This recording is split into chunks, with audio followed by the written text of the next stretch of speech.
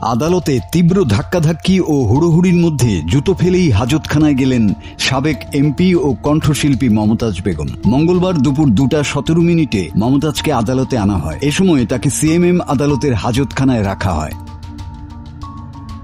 কড়া নিরাপত্তা দিয়ে পুলিশ সদস্যরা মমতাজ বেগমকে নিয়ে যাবার সময় আইনজীবীদের ধাক্কাধাক্কি ও হুড়োহুড়িতে পড়েন। এ সময় মাথায় হেলমেট, বুকে বুলেট প্রুফ জ্যাকেট পরিয়ে হাজতখানায় নেওয়া হয় তাকে।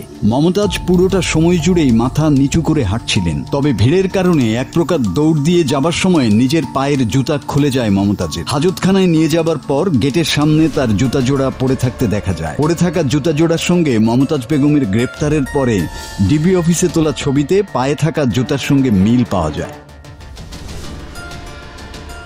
মমতাজ বেগমের আসার খবরে আদালতে সৃষ্টি হয় তীব্র উত্তেজনা। কঠোর নিরাপত্তা দিয়েও ধাক্কাধাক্কি আর আইনজীবীদের রোষানল এড়ানো যায়নি। বিকেল 3:30টায় এজলাসে তোলা হয় তাকে। ঢাকা মেট্রোপলিটন ম্যাজিস্ট্রেট মোহাম্মদ জুয়েল রানার আদালত মিরপুরে মোহাম্মদ সাগর হত্যা মামলায় মমতাজকে 4 দিনের রিমান্ড মঞ্জুর করেন। এরপর ফের আদালত জুড়ে শুরু হয় উত্তেজনা। উল্লেখ্য, গত মঙ্গলবার রাত 12:15টায় রাজধানীর ধানমন্ডি থেকে কণ্ঠশিল্পী ও সাবেক সংসদ সদস্য মমতাজ বেগমকে গ্রেপ্তার করা হয়। মাসুদ হাসান, বাংলা টিভি।